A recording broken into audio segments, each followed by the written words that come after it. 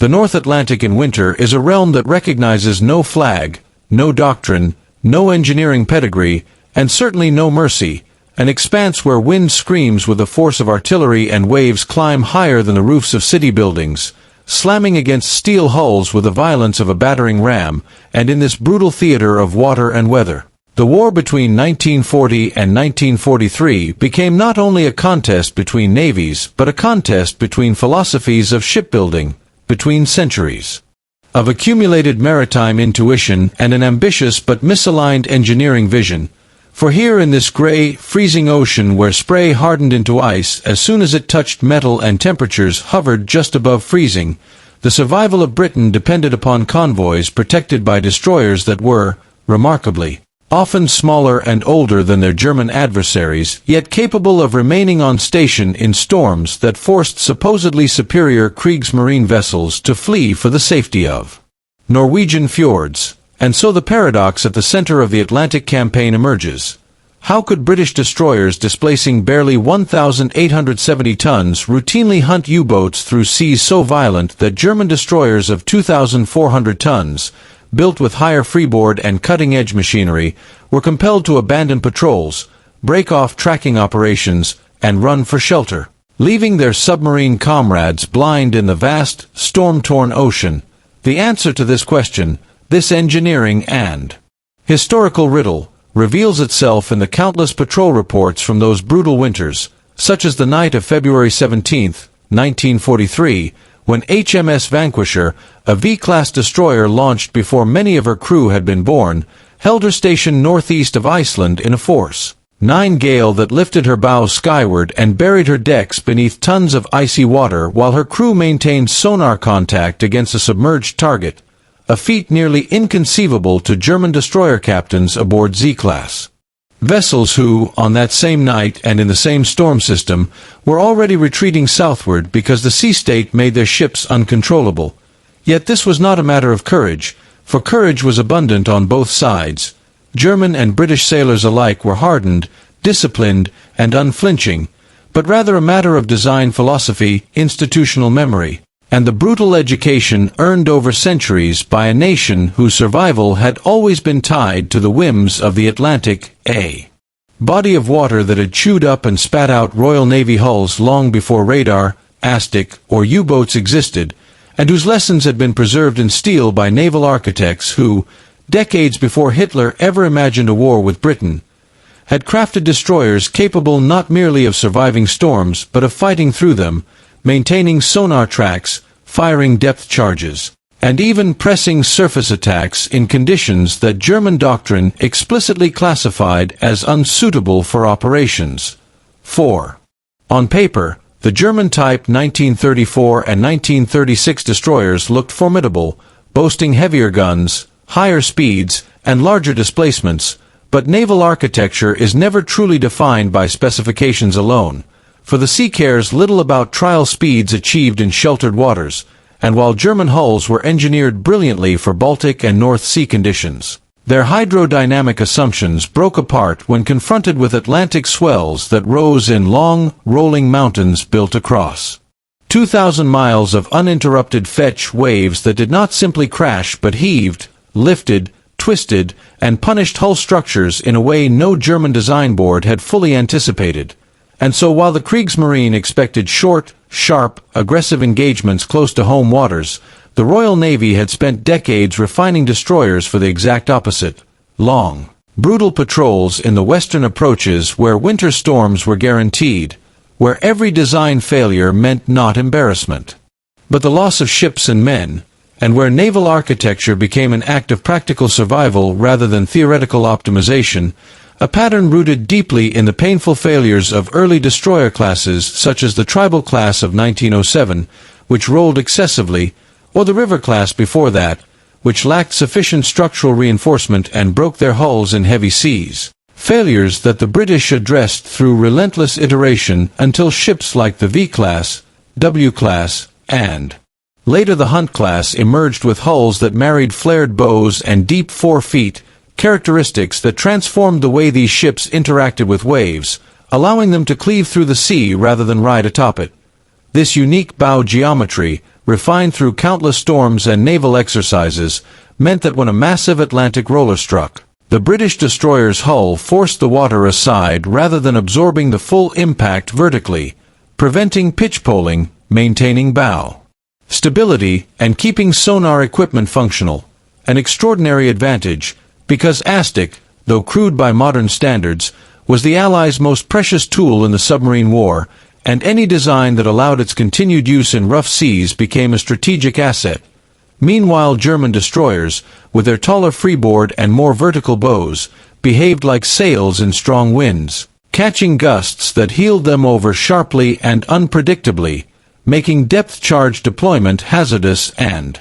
gunnery almost impossible during storms. Their longitudinal framing, excellent for high-speed machinery alignment, amplified torsional stress during repeated slamming, causing hull cracks and machinery damage that forced German ships to retreat even when no enemy was present. And it is in these technical, almost hidden dimensions of naval warfare that the entire Atlantic campaign begins to shift. For by 1943, weather itself had become an ally of the Royal Navy and an adversary of the Kriegsmarine.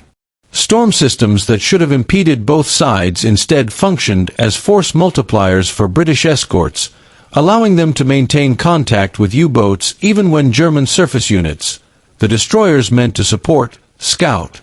and coordinate wolf pack attacks, had been driven back into port, leaving Donut's submarine arm isolated, blind, and vulnerable in the sprawling emptiness of the Black Pit. And this imbalance manifested starkly in operations such as the defense of convoy JW-55B in December 1943, when British destroyers like HMS Obdurate fought not only the enemy but the Arctic Ocean itself, a place where temperatures fell below -8 degrees Celsius, where spray turned to ice blankets that threatened to capsize ships if not hammered away by exhausted crews, and where sonar should have been useless due to surface turbulence. Yet British operators still achieved contact, still dropped depth charges, still destroyed U-boats beneath waves taller than houses, while German destroyers Z-29, Z-33, and Z-38, sent to intercept and coordinate, were already limping back to port with structural damage inflicted not by enemy fire but by the sea alone,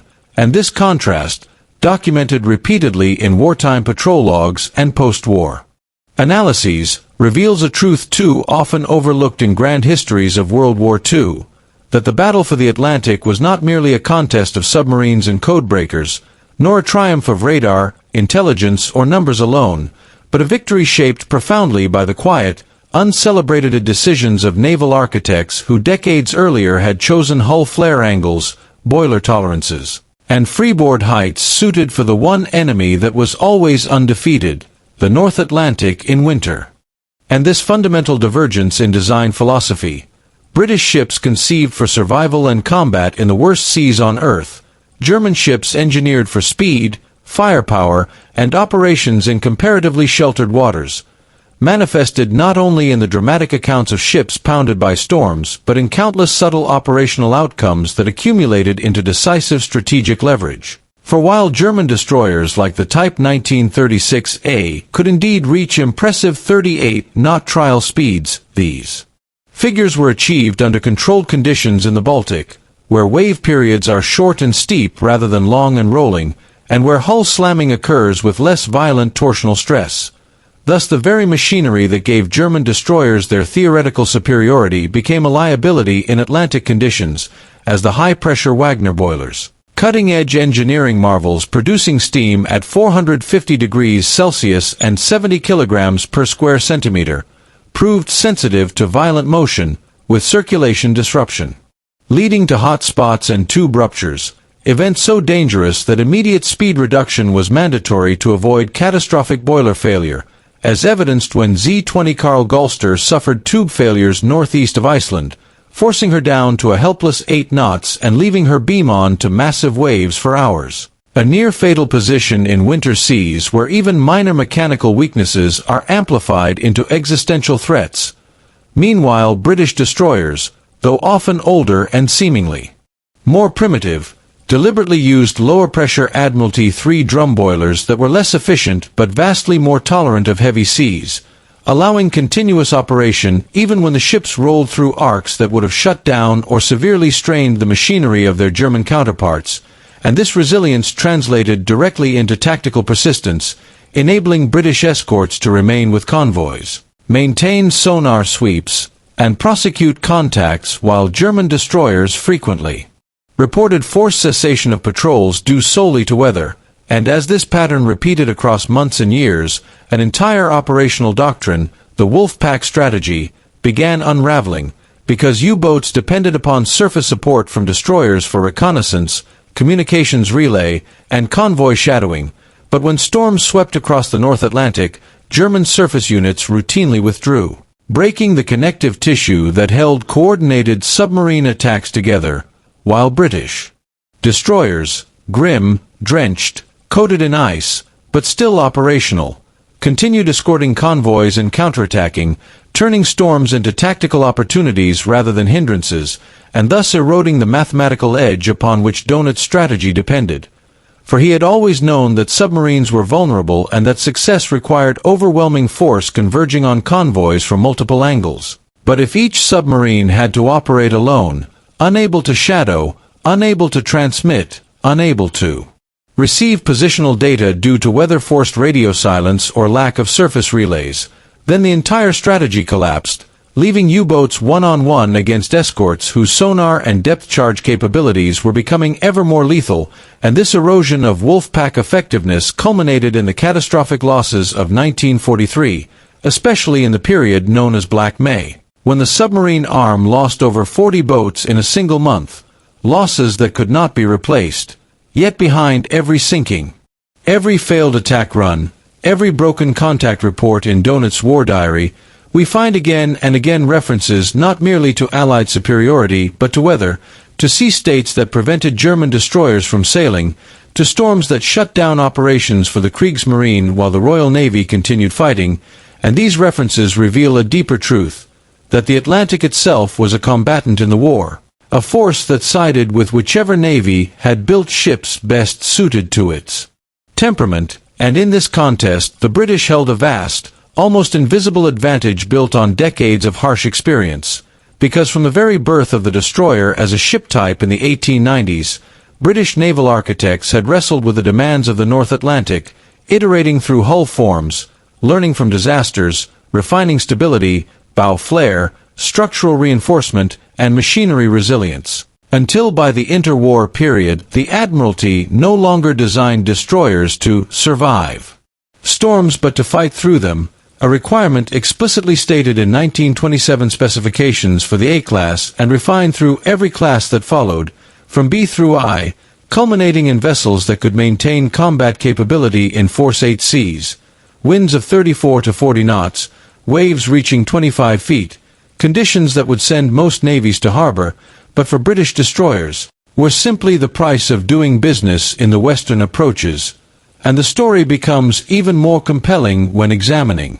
specific design elements such as the distinctive forefoot, an underwater extension of the bow that allowed British destroyers like HMS Jervis to plunge into the lower part of enormous swells, slicing them into manageable components rather than taking their full energy at once, combined with a flared upper bow that deflected water outward. This created a dynamic interaction with waves that stabilized the ship in motion, reduced deck immersion, prevented catastrophic slamming, and maintained the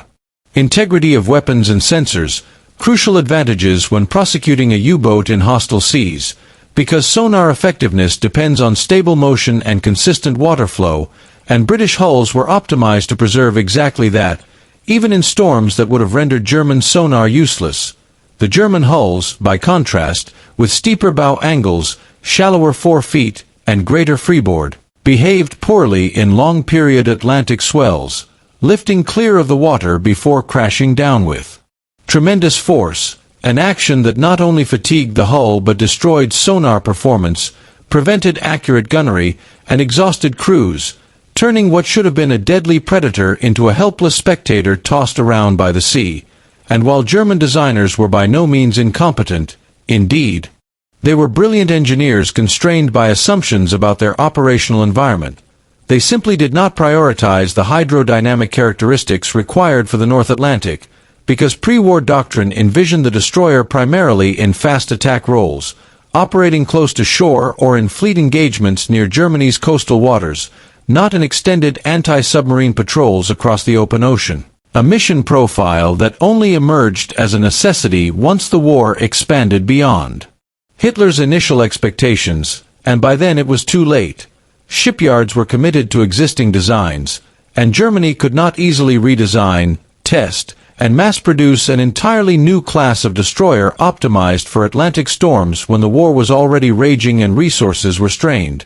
Meanwhile, the British not only possessed ships suited for the environment, but captains and crews whose entire professional lives had been shaped by that environment, officers who came up through the ranks, learning to read swells, to anticipate how a destroyer would behave when struck from port or starboard in heavy seas, to know which courses preserved sonar contact and which made it impossible, to recognize when to use the storm itself as an ally, letting waves mask their approach or disrupt a submarine's ability to maintain periscope depth, and this intimate cultural knowledge, passed from generation to generation of Royal Navy officers, created a seamless bond between ship, crew, and sea, a bond that German naval culture, rooted more in engineering precision than in centuries of maritime tradition, could not replicate in the short span between 1933 and 1945. Thus the Battle of the Atlantic becomes, in many ways, the story of how seemingly small engineering decisions, choices about bow curvature, boiler pressure, frame orientation, freeboard height, and center of gravity, cascaded into monumental strategic outcomes, reshaping the fate of convoys, nations, and the war itself, and the more deeply one examines archival documents, from Kriegsmarine war diaries lamenting whether restrictions to Admiralty after-action reports describing depth charge attacks executed in seas that should have been impossible, the more apparent it becomes that the tide of the Atlantic War turned not only because of code-breaking, radar advancements, liberators closing the air gap, or improved convoy tactics, but because one navy had mastered the sea itself, while the other entered the arena without fully understanding its brutality.